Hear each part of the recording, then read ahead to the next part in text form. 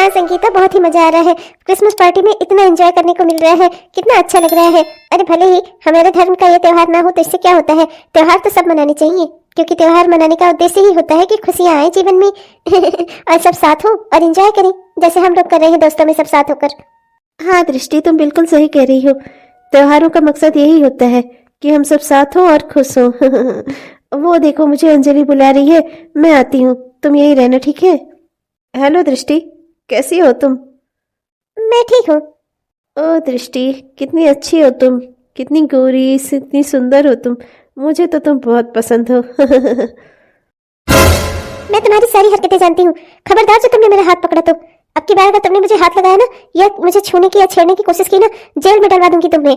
तुम मुझे अभी अच्छे से जानते नहीं हो क्या चीज हूँ मैं, समझे? आइंदा से कभी मुझे इस तरीके से छूना नहीं, समझे? पागल हो गई हो क्या? अरे मुझ जैसा हैंडसम इंसान अगर तुम्हें देख भी रहा है ना, तो अपनी किस्मत मानो।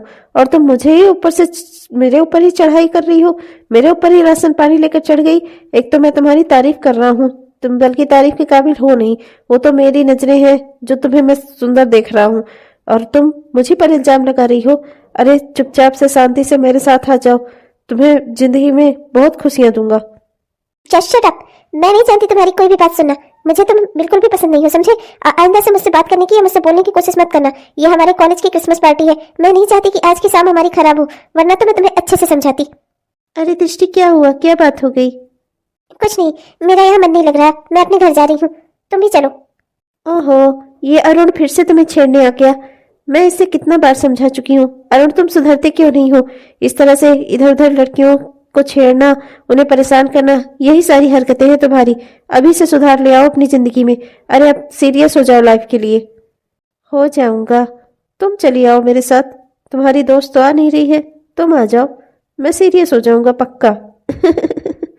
इसे समझाने का कोई फायदा नहीं है, चलो यहाँ से। पता नहीं इन दोनों लड़कियों को मुझसे क्या समस्या है।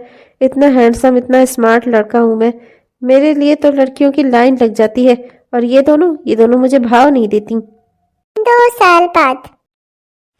अरे प्लीज सुनिए, रुकिए ना, मैं बस आपके लिए टिफिन अभी लगा देती हूँ। सुबह से इतना काम में बिजी हो गई थी ना कि बस देरी हो गई। प्लीज गुस्सा मत करिए, मैं बस अभी टिफिन लेकर आ रही हूँ। रहने दो दृष्टि, तुमसे नहीं होगा। तुम इससे घर की जिम्मेदारियां संभलती ही नहीं है, तुम घर गृहस्थी संभालना चाहती ही नहीं हो। अपना कॉलेज की पढ़ाई, यही सब में तुम्हारा दिमाग लगा रहता है, इसीलिए तुम घर की जिम्मेदारियों से भागती हो, मुंह मोड़ती हो, पीछा छुड़ाती हो अपना। माँ सही कहती हैं, तुम्हारा ध्यान ही नहीं लगता घर के कामों में। अभी भी तुम्हारी जिंदगी अपनी कॉलेज लाइफ में ही अटकी हुई है, वहां से अपने दिल दिमाग को निकाल कर घर की गृहस्थी में लगाओ, समझी? अरे बस रुकिए तो, मेरी 2 मिनट, मेरी बात तो सुन लीजिए, रुकिए तो। दृष्टि बहू तो एकदम बेकार है, बिल्कुल किसी काम की नहीं है। तेरी वजह से आज मेरा बेटा बिना खाए हुए चला गया। रोज तुझसे यही सब होता है, ना तो तेरे घर के काम में मन लगता है, नहीं तो कुछ करना ही चाहती है। मेरे तो भाग ही फूट गए तुझे इस घर में लाकर, ना तो दान दहेज ही लेकर आई, ना तो घर के ही किसी काम में है। सकल सूरत की तो भगवान भरोसे। अब और भी क्या ही कहूँ मैं, एकदम बेकार है तू बस। मम्मी जी, चाय ले आऊं आपके लिए? नहीं, जहर ले आ दे, दे दे, पी लूं जहर और मर जाऊं, तुझे सुकून मिल जाए। आई बड़ी, पता नहीं कहां से मेरा नसीब खराब था जो इसे घर में उठा लाई। एकदम एक तो हाथ झुलाती हुई खाली चली आई, अपना 2 साड़ी पहन के और 2 कपड़े लेके 2 जोड़ी, बस। इसके बाप ने कुछ दिया ही नहीं, मेरे तो भाग ही फूट गए। मेरा बेटा इकलौता, मेरी तो जिंदगी ही बर्बाद हो गई। माँ मैं आ गई। मैं कॉलेज से आ गई माँ। आज का दिन तो बड़ा ही बिजी था मेरा, बहुत ही मजा आया। सारे दोस्त मिलकर कैंटीन गए थे, हम सब ने खूब एंजॉय किया माँ। अरे मेरी प्यारी बेटी, आ अपनी माँ के साथ बैठ। आ बेटा, अभी तेरी भाभी को बुलाती हूँ, तुझे कुछ खाने के लिए लाकर दे। आ बैठ मेरे पास। बहू, ओ बहू, आशा आ गई है, ला इसके लिए कुछ खाने को दे जा, जल्दी से ला। आई मम्मी जी, बस अभी लेकर आ रही हूँ। माँ मैं आ गई हूँ, भाभी को तो मेरे लिए खाना तैयार करके रखना चाहिए था, पर आ जाती हूँ फिर आप चिल्लाती हो, तब उसके 10 घंटे बाद भाभी खाना लेकर आती है। इतना देर में तो रेस्टोरेंट वाले 8-10 डिश किसी को सर्व कर दे, जितना देर में भाभी मेरे लिए खाना लेकर आती है। अरे बेटा क्या कहूँ तुझसे, जलती है करम चली। देख रही है ना, अपना तो कॉलेज की पढ़ाई उढ़ाई छुड़वा कर इसके बाप ने इसकी शादी करा दी। देख तो रही है, बिना दान दहेज के हम इसे घर ले आए, हमारा तो भाग्य फूट गया। अभी आकर इस घर में रह भी रही है, ऊपर से ऐसे तुझसे जलन होती है, सोचती है तू कैसे अपनी पढ़ाई लिखाई कर रही है। हाँ मैं आपसे ही कह रही हूँ। हाँ ये सब काम ही जलन में ही करती है। अरे करम चली, जल्दी ले आ, आज ही खाएगी वो। माँ जी ये कपड़े तो बहुत ज्यादा है, इतने सारे हाथ से धोऊंगी तो मुझे ठंड लग जाएगी। आजकल कितना ठंड का मौसम है। माँ जी, इसमें से कुछ कपड़े मैं वॉशिंग मशीन में धो लूं क्या? हाँ हाँ, क्यों नहीं महारानी, तो बहुत कमजोर है ना, तुझे बहुत जल्दी ठंडी लग जाएगी। अरे अपने जमाने में मैं ऐसे 10 टब धो डालती थी कपड़े, और अब की लड़कियों को देखो, वॉशिंग मशीन बाप ने दी है तो यूज करना जरूरी है ना उसे। हाँ हाँ, क्यों नहीं चाहेगी, ले जा सारे कपड़े उसी में धुल डाल, चाहे सबके सब बर्बाद हो जाए, और बिजली का बिल तो तेरा बापू रामलाल भरेगा ना।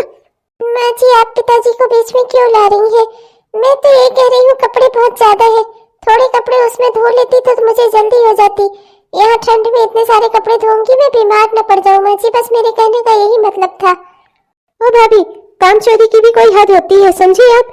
वो वॉशिंग मशीन मम्मी ने रखी है मेरे दहेज में देने के लिए, आपके यूज करने के लिए नहीं है। वो आपको कपड़े मिल रहे हैं, आप इसे ऐसे दल से धो, समझी? उसे वॉशिंग मशीन को यूज करने के सपने देखना छोड़ दो। वो मेरी है, मेरी माँ मेरे लिए रखी है उसको, वो आपको नहीं दी जाएगी, समझी आप? और हाँ, एक बात अच्छे से सुन ले, तेरे बाप ने ज्यादा कुत्तान दहेज नहीं दिया है, जो थोड़ा बहुत कुछ दिया है उसे मैं अपनी बेटी के लिए बचा कर रखूंगी। अगर तुझे दूसरा चाहिए तो तू अपने बाप से कह दे कि दूसरी वॉशिंग मशीन तुझे दे दे, तब मैं तुझे चलाने दूंगी, वरना धो इसी ठंडी में कपड़े, मुझसे नहीं मतलब है, समझी? मेरे कपड़े वॉशिंग मशीन में नहीं जाएंगे तो नहीं जाएंगे। चल बेटा, चले यहाँ से, धोने दे इसे, मरने दे। इतने सारे कपड़े अकेले कैसे धोऊंगी मैं? कितना कितना ठंड लगेगी मुझे। घर पे रहती थी, माँ मुझसे एक काम नहीं कराती थी, पानी का कोई भी काम नहीं कराती थी।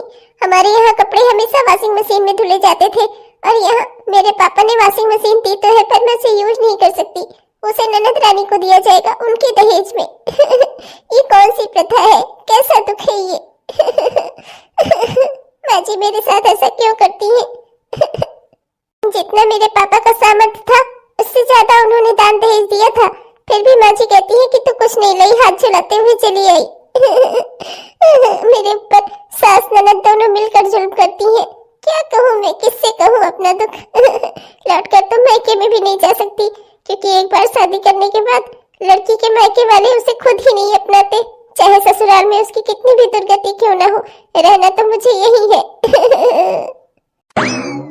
एक काम से तुमसे ठीक से होता नहीं है, ऊपर से हरदम काम काम को लेकर रोना रोती रहती हो। अरे कितना काम कर ही लेती हो, जहाँ रहो कि वहां इतना कुछ तो करना ही पड़ेगा ना।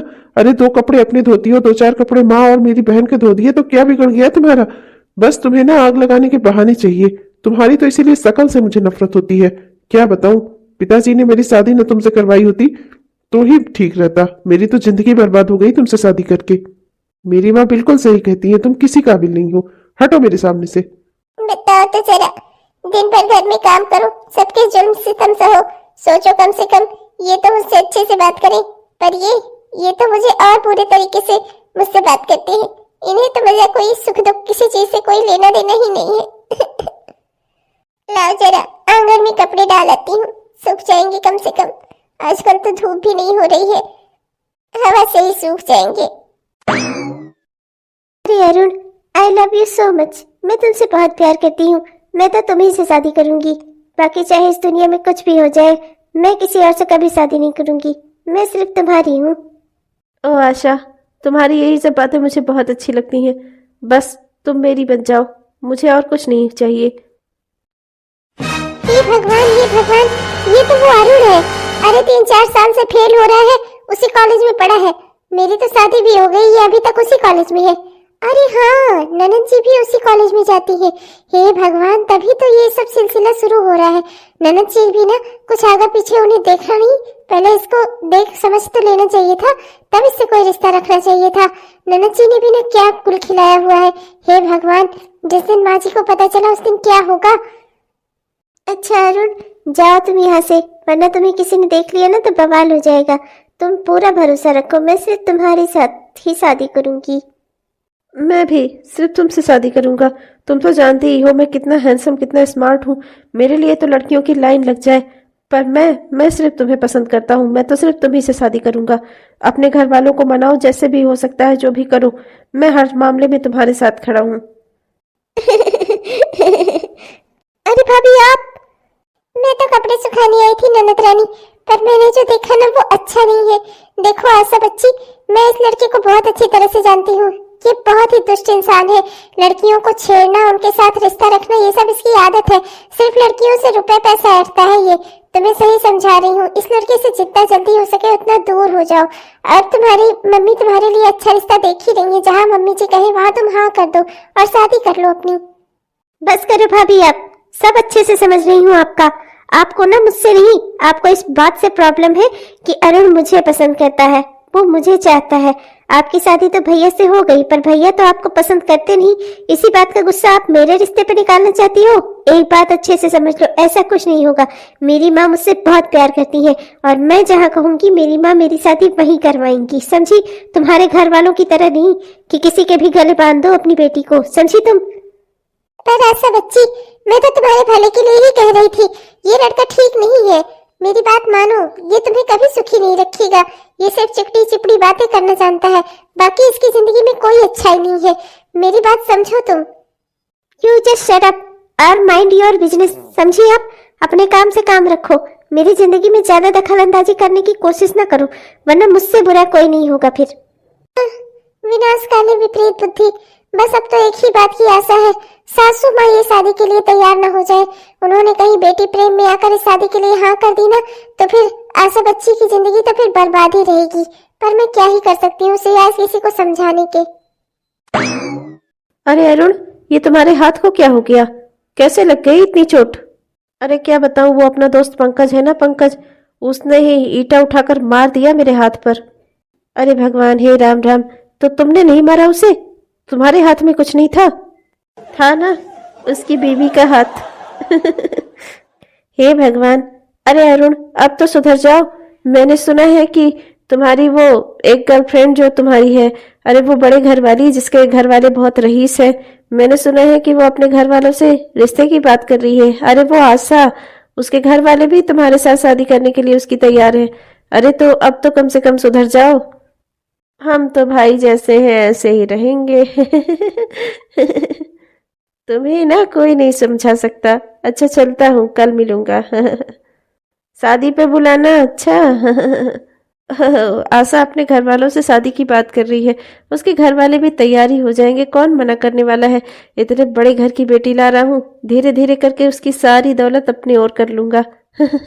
आशा तो मेरे प्यार में पागल ही है, एक के बाद एक सामान मंगाता रहूंगा, आराम से जिंदगी अब मजे से गुजरेगी। जमाई जी, ख्याल रखिएगा हमारी बेटी का, हमने बहुत नाजों से पाला है इसे। इसे एक भी दुख ना हो। हाँ, मेरी बस एक ही गुजारिश है, मेरी बहन हमेशा खुश रहे। उससे कोई गलती हो जाए तो माफ कर दीजिएगा जमाई जी। अरे हाँ हाँ बिल्कुल। चलो आशा, अपने घर चलते हैं। मेरी बेटी चली गई। मेरा घर कितना सोना हो गया। हाँ माँ, बहुत सोना सोना लग रहा है घर, एकदम अंदर जाने का नहीं मन कर रहा है। पर चलो माँ, कब तक आप यूं ही बाहर खड़ी रहोगी? वो अब जा चुकी है, अपनी नई गृहस्थी बसाएगी, अपना नया संसार बसाएगी। भगवान मेरी बहन को सुखी रखे। मैंने इन सबको कितना समझाया, मैंने आशा बच्ची को भी कितना समझाया वो लड़का अच्छा नहीं है, पर उन्होंने मेरी बात नहीं मानी। भगवान आगे सब कुछ अच्छा करना, मैं जैसा सोच रही हूँ वैसा कुछ ना हो उनके साथ, सब कुछ ठीक करना भगवान।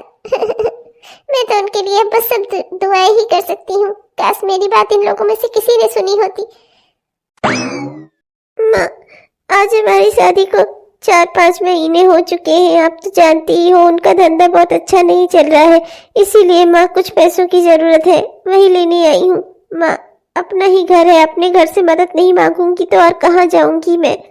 अरे हाँ हाँ बेटा, तू बिल्कुल चिंता मत कर। आकाश है ना, ये तेरे बैंक अकाउंट में पैसे डलवा देगा, तो अपना अपने पति को दे देना और आराम से जो भी उसे बिजनेस करना हो उससे कह देना कर ले। हाँ, हम लोग उसके साथ खड़े हैं बेटा, तू चिंता मत कर, ये तेरा परिवार है मेरी बच्ची। मैं तो यही सोच कर दुखी हूँ, तेरी शादी की थी, मैंने सोचा था तू कितना सुखी रहेगी, तू कितना दुख में है बेटा। मेरी जिससे जितनी मदद हो सकेगी मैं तेरी उतनी मदद करूंगी। हाँ बहन, तुम चिंता मत करो, मैं आज ही तुम्हारे अकाउंट में पैसा ट्रांसफर करवा देता हूँ। तुम निकाल कर जमाई जी को दे देना और कह देना अपना धंधा सेट करे वो। ठीक है भैया। देख रहा है आकाश बेटा कि क्या क्या झेल रही है मेरी बच्ची, पता नहीं किसकी नजर लग गई मेरी बेटी की खुशियों को। माँ जी, आप लोगों को उन्हें पैसे नहीं देने चाहिए थे, वो अच्छा इंसान नहीं है। मैं शुरू से आप लोगों से कह रही हूँ, पर कोई मेरी बात ही नहीं मानता। माँ चलो यहाँ से, इसकी बात सुनने का कोई फायदा नहीं है। चलो, ये हमेशा रोज एक ही बात अपना टेप रिकॉर्डर की तरह बजाती रहती है। इससे मेरी बेटी की खुशियाँ देखी नहीं जाती ना, इसीलिए। क्या ही कहूँ इन सबको, किसी को कुछ समझना ही नहीं है। इन्होंने शेर के मुंह में खून लगा दिया। अब तो वो हर बार पैसे ही पैसे चाहेगा। मैं सब समझ रही हूँ उसका सारी चाल, पर मैं क्या ही कर सकती हूँ। जब मेरे घर वाले ही मेरी बात नहीं मानते तो मैं किसी और से क्या ही कहूँ। 2 साल बाद। अरे बेटा तू क्या बोल रही है? जमाई बाबू ने तुझ पर हाथ उठाया, उन्होंने ऐसा क्यों किया? अरे मेरी बेटी की आंखें एकदम काली कर दी उस आदमी ने मार मार के। अरे ऐसा क्यों किया उन्होंने? अरे आज तक जितना जो कुछ भी मांगते थे हम सबको देते ही तो आ रहे थे, कभी किसी चीज को हमने इनकार किया। अरे अब इस बार आकाश के पास इतने पैसे नहीं थे तो हम क्या करते बेटा? माँ ये सब कुछ इस भाभी की वजह से हुआ है। इन्होंने ही आप सबको भड़काया है। आप लोग वरना हमेशा पैसे देते थे, अब जब इस बार आप लोगों ने नहीं दिया ना तो उन्होंने मार के मुझे घर से निकाल दिया। और तो और उन्होंने मुझे तलाक की भी धमकी दी है। माँ मेरा तलाक हो जाएगा। तो सही कह रही है, ये सब कुछ की वजह है ये मनहूस है। ये हमेशा टांग अड़ाती थी तेरे रिश्ते में। मैंने इससे कहा था कि अपनी जुबान बंद रखना, पर ये कभी नहीं सुधरी। पर माँ जी आप तो जानती हैं मैं सिर्फ आप लोगों को सच समझा रही थी। आखिर उस आदमी को इतने सारे रुपए पैसे देने का क्या फायदा हुआ? आखिरकार उसने दीदी को आज मारकर घर से बाहर निकाल ही दिया ना। अरे हम कब तक उसके खर्चे पूरे करेंगे? मैं तो सिर्फ आप लोगों को वस्तु स्थिति से अवगत करवा रही थी। इसमें इतना बुरा मानने वाली बात कौन सी है? मैंने आप लोगों को कभी भी उन्हें कुछ देने से रोका नहीं। मैं बस आप लोगों को ये समझाने की कोशिश कर रही थी कि आप लोग जितना भी देंगे उस आदमी के लिए उतना ही कम रहेगा। वो अच्छा इंसान नहीं है। मैं शुरू से ये बात कह रही हूँ आप लोगों से, पर आप लोग मेरी बात सुनने को राजी ही नहीं है। बस बहुत हो गया। मेरी बेटी की खुशियों को तूने ही नजर लगाई है। तेरी ही वजह से आज उसके पति ने उसे मार के घर से निकाल दिया। वो उसे तलाक देने वाला है। सब कुछ तेरी वजह से। बेटा आकाश इसे इस घर से निकाल दे। मैं इसकी शक्ल भी नहीं देखना चाहती। अरे जब मेरी बेटी का घर टूटेगा तो क्या तेरा घर बचा रहेगा? चली जा अपने मायके, मुझे तेरी सूरत भी नहीं देखनी। अरे माँ जी क्या कह रही हैं आप? इस सब में मेरी क्या गलती है? मुझे आप अपने घर से क्यों निकाल रही हैं? मैंने क्या किया है? तुमने क्या किया है? तुम्हारी वजह से मेरी बहन का घर टूटा है। मेरी माँ कह रही है ना कि वो तुम्हें यहाँ नहीं देखना चाहती, मैं भी तुम्हें यहाँ नहीं देखना चाहता। अपना सामान उठाओ, अपना बोरिया बिस्तर लो, निकल जाओ मेरे घर से। तुम्हारी सूरत भी मुझसे बर्दाश्त नहीं हो रही है। वाकई में तुम्हारी ही वजह से मेरी बहन आज मायके में आकर बैठी है। चली जाओ मेरी नजरों के सामने से, मैं तुम्हें देखना भी नहीं चाहता। कहीं ना कहीं तुमने मेरे दिमाग में ये बात जरूर डाली कि हम उसे पैसे देकर कोई गलत काम कर रहे हैं, और इसी सब वजह से देखो आज मेरी बहन का घर टूट गया। सब कुछ तुम्हारी वजह से। निकल जाओ, हम तुम्हारी शक्ल भी नहीं देखना चाहते। इससे पहले कि जिस तरह से मेरी बेटी इस घर में मार खाकर आई है ना, इसी तरह हम तुझे पीट पीट कर इस घर से बाहर निकाले ना। चुपचाप से निकल जा अगर अपना भला चाहती हो तो। मेरी बेटी का घर टूटेगा तो मैं तेरा घर बसा नहीं रहने दूंगी। चल जा यहाँ से। मेरा क्या कसूर है? मैं तो हमेशा सबको सही ही सलाह देती थी। चिंता मत कर बेटा, मैं इससे भी अच्छी लड़की लेकर आऊंगी तेरे लिए जो दान दहेज लेकर आएगी। वैसे भी ये तो खाली हाथ आई थी। इसके आने की वजह से मेरी तो जिंदगी और तेरी भी जिंदगी बर्बाद हो गई थी। अच्छा हुआ ये निकल गई इस घर से। मैं तो सोच रही थी इस कांटे को कैसे निकालूंगी अपनी जिंदगी से। अच्छा हुआ सब कुछ साफ हो गया अब। हाँ माँ, ये बिल्कुल आप सही कह रही हो। अरे इसके बाप ने कुछ दिया ही नहीं। मैं इतना काबिल था। मेरे दोस्तों को क्या क्या मिला है, और मुझे तो शादी में कुछ मिला ही नहीं। इसके बाप ने कुछ नहीं दिया था हमें। अब अच्छा है माँ, अब आप कोई अच्छी जगह मेरी शादी करना जहाँ कुछ मुझे ढंग से दान दहेज मिले। हाँ बेटा बिल्कुल, पर उससे पहले मैं जरा जमाई जी को बात करके मना लूं और अपनी बेटी को वापस से विदा कर दूं। उसका घर बसा रहे, पहले हमारे लिए ये ज्यादा जरूरी है। 6 महीने बाद मेरी तो जिंदगी ही बर्बाद हो गई है। सोचा था बेटे की दूसरी शादी करवा दूंगी तो अब कोई उसको अपनी लड़की ही नहीं दे रहा है। सब कह रहे हैं 4 साल तक अपनी पत्नी के साथ रहा, फिर अचानक से तलाक कैसे हो गया? जरूर इसी के अंदर कोई कमी होगी। अब मैं क्या करूं? मेरे बेटे की शादी नहीं हो रही है, घर का सारा काम मेरे सर पे आ गया है, और बेटी का पति हरदम कुछ ना कुछ मांगता ही रहता है। अरे हम उसकी जितनी डिमांड पूरी कर रहे हैं ना, इतने में एक नया घर गृहस्थी बच जाए पूरी।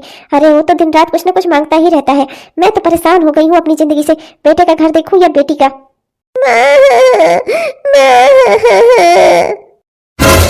अरे अरे ये क्या किया जमाई बाबू? आपने फिर से मेरी बेटी को मारा?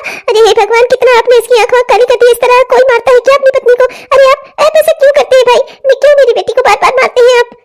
लो पकड़ो अपनी बेटी और अपने पास ही रखना। आप मुझे नहीं ले जाना इसे। इसके साथ में मैंने आप लोगों से कहा था कि 8 लाख रुपए मेरे अकाउंट में जमा कर दो, पर नहीं, आप लोगों को तो अपना पैसा प्यारा है ना। रखो अपना पैसा और अपनी बेटी भी रखो। मुझे कुछ नहीं चाहिए। आइंदा से इसे दोबारा मेरे घर भेजने की जरूरत मत करना। मैं इसे तलाक दे रहा हूँ। मैं और कुछ नहीं जानता। मैं अब इसके साथ एक दिन भी नहीं रह सकता। आप लोगों के पास पैसे नहीं है ना, तो अपनी बेटी भी अपने पास रखो। क्या करोगी उसे ये भेजकर?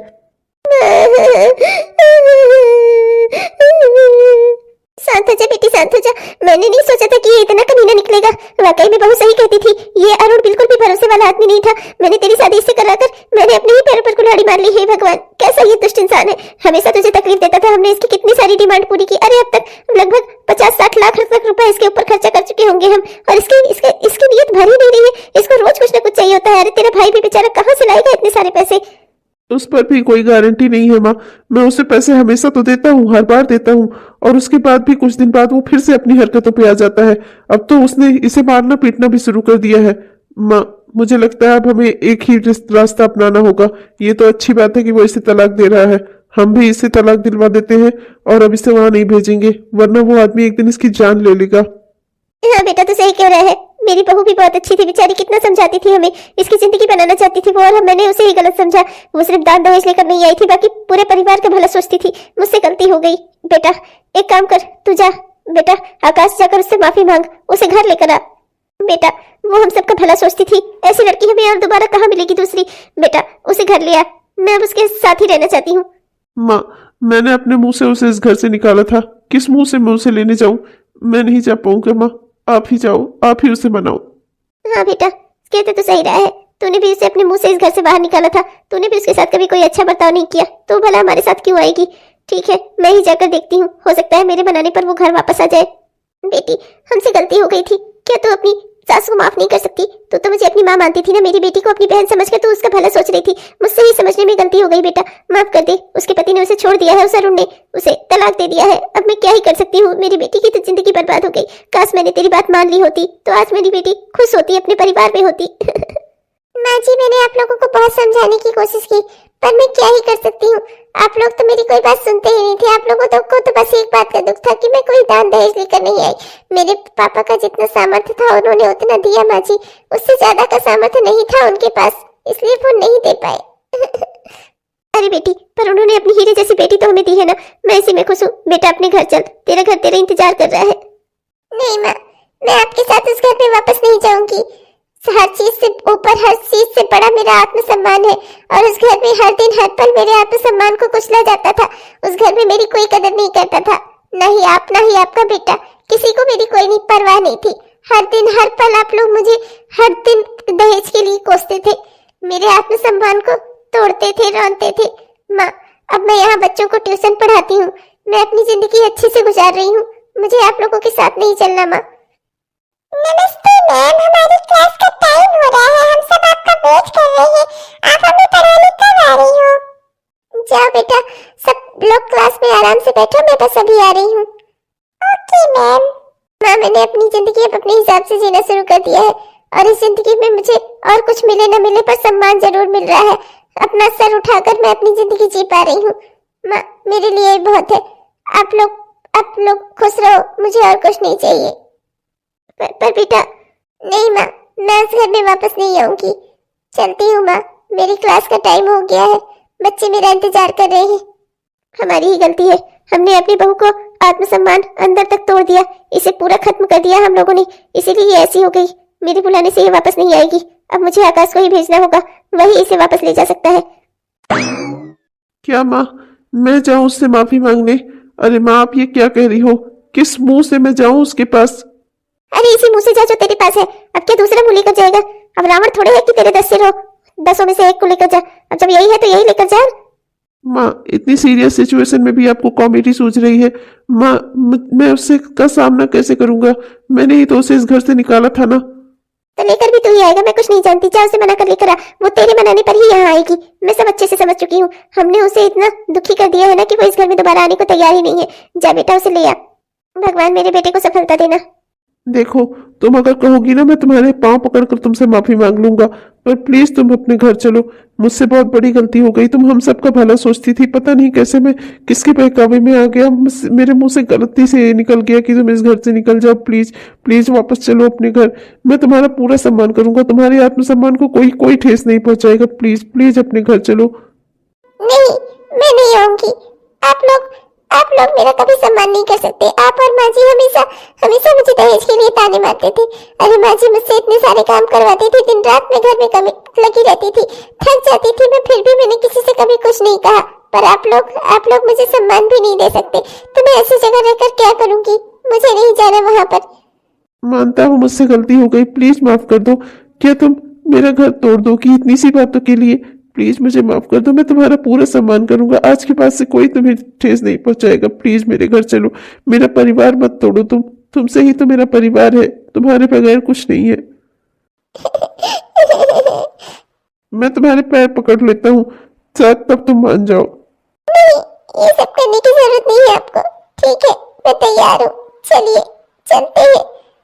हाँ, अपने घर चलते हैं दृष्टि, अपने घर। माँ, मैं दृष्टि को ले आया। दृष्टि बहू, तू मेरी बहू नहीं, मेरी बेटी है। हमेशा तूने मेरी बेटी का भला सोचा और मैं ही तुझे नहीं समझ पाई।